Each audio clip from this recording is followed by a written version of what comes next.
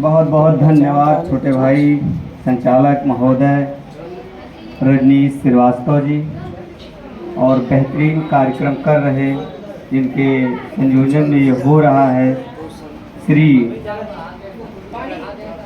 भाई हमारे कृष्णकांत सिंघम जी और उनके सहयोगी साथी अविनाश जी, जायसवाल जी और जिनके मार्गदर्शन में हम लोग आए भाई डॉक्टर वीरेंद्र जी और हमारे छोटे भाई अभिषेक यादव जी, उत्कर्ष श्रीवास्तव जी, सचिन यादव जी,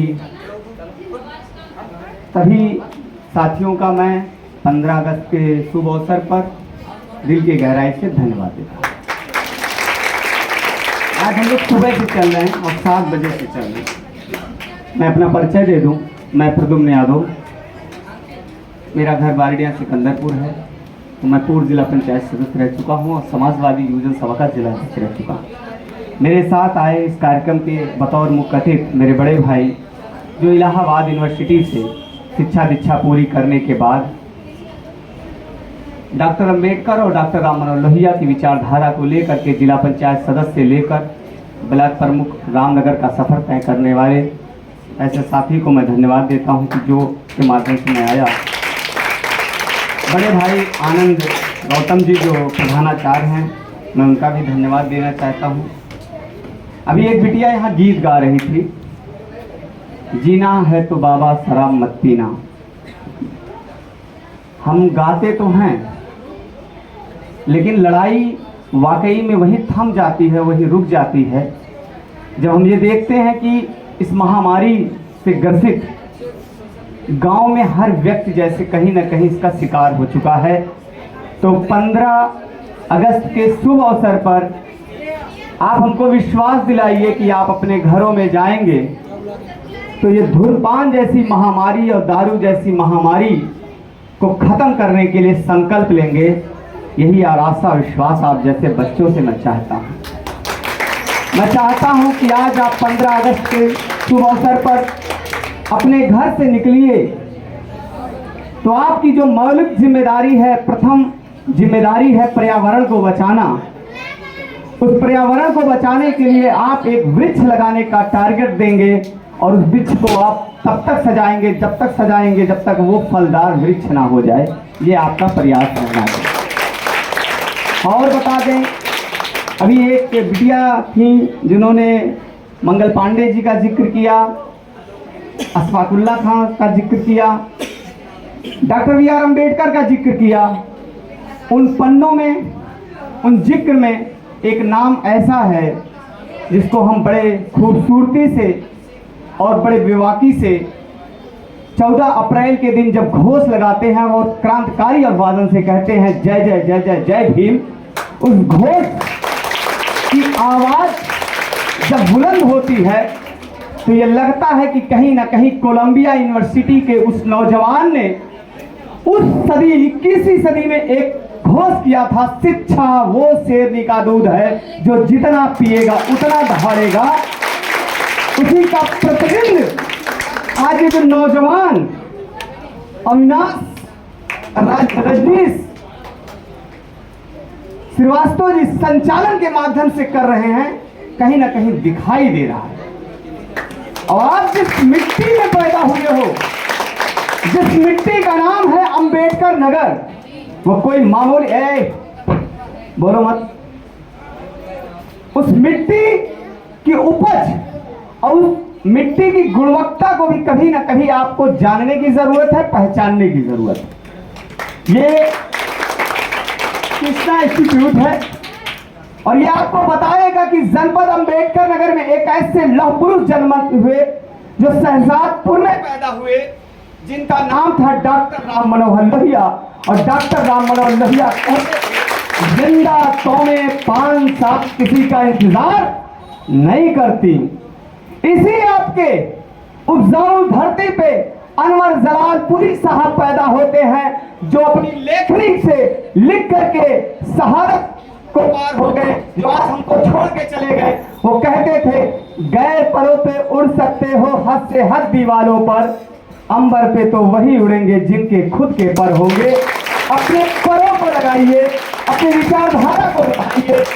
और बता दें, एक ऐसी धरती जो आलापुर विधानसभा के नाम से जानी जाती है, जो राजस्थान सुल्तानपुर में मिलती है, एक ऐसे स्वतंत्रता संग्राम सेनानी पैदा हुए बाबू बस्तर सिंह, जिनके नाम से पूरा पूर्वांचल गौरवान्वित होता है, जिन्होंने ब्रिटिश हुकूमत में अंग्रेजों के छक्के छुड़ा दिए, वो भी इसी धरती से पैदा होते हैं।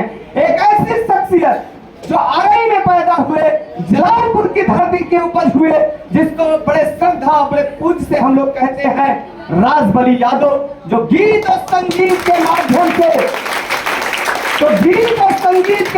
से समाज के अति पिछड़ी जातियों को, जो समाज में शिक्षा के अभाव से वंचित थे, उन्हें गीत संगीत के माध्यम से जगाने का काम करते थे।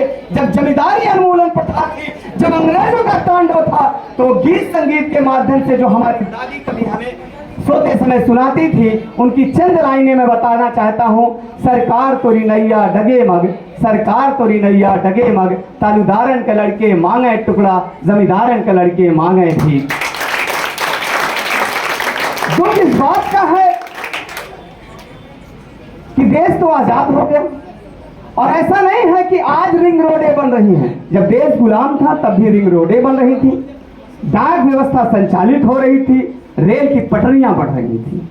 लेकिन आज आप कल्पना नहीं कर सकते, इस उत्तर प्रदेश की मैं बात करूं, जहां 25 करोड़ की आबादी है, उस 25 करोड़ की आबादी में कम से कम 1 करोड़ लोग मुकदमे लड़ रहे हैं। ये मेरे लिए दुर्भाग्य की बात है। वो किससे लड़ रहे हैं, इसी लड़ाई को जानने की जरूरत है।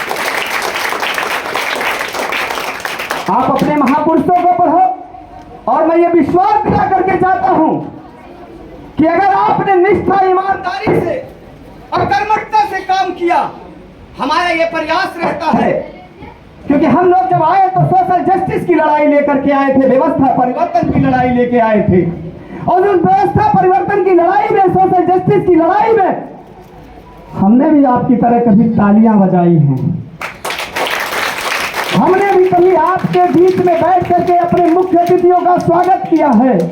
हमने भी कभी ऐसे ही मंचों पे मंगल गीत गाए हैं, स्वागत गीत गाए हैं।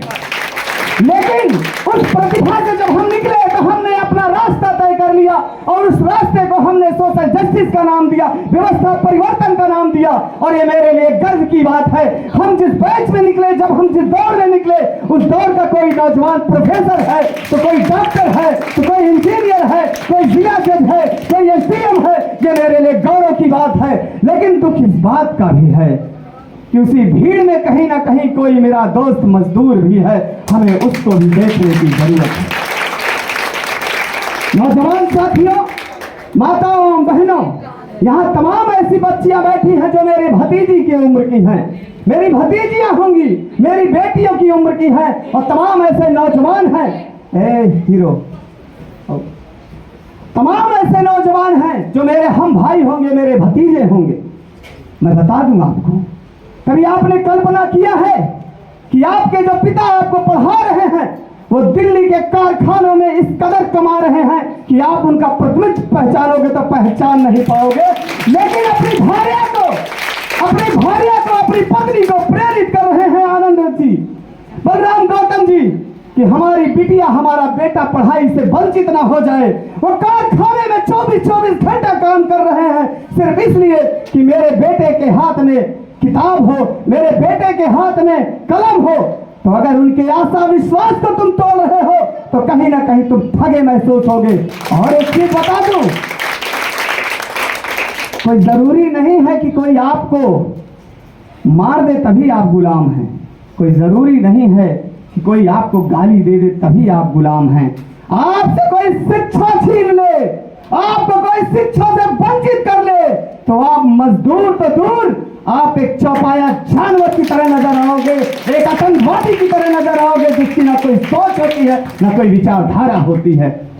शायद रुजगानवी साहब कहा करते थे, कैसे कहूं थक गया हूं मैं, नाज़े न कितने लोगों का हौसला हूं मैं। कोई बहुत बड़ी ज़रूरत नहीं है इस सुरक्षित विधानसभा में हमें राजनीति करने की। कोई ज़रूरत नहीं है कि कौन है हम तो धन्य हैं उस पिता को जिसका बाप कभी खेत खलिहानों में काम करता था और दूध बेचते थे, और उनके दूध के डब्बे आपके जहीरगंज से लेकर के, नरियाओं से लेकर के, न्योरी से लेकर के और हंसवर तक गिरते थे। उस चरवाहे ने अपने बच्चों को ऐसा शिक्षित बनाया कि मेरे बड़े भाई श्री अनिरुद्ध यादव सहायक समीक्षा अधिकारी हुए, मेरी बहन सेक्शन अफसर हुई, और मेरा भाई जिला जज श्री सुरेंद्र सिंह यादव अयोध्या का एडीजे हुआ, और मैं जिले के उस सदन का मेंबर हुआ। ये मेरे लिए गौरव की बात है, मेरे लिए हर्ष की बात है। लोग कहते हैं हम पढ़ाई नहीं कर पा रहे हैं। अरे भाई, कोलंबिया यूनिवर्सिटी की सीढ़ियां चढ़ते हुए डॉक्टर बी.आर. अम्बेडकर ने कैसे अपनी शिक्षा दीक्षा पूरी की होगी?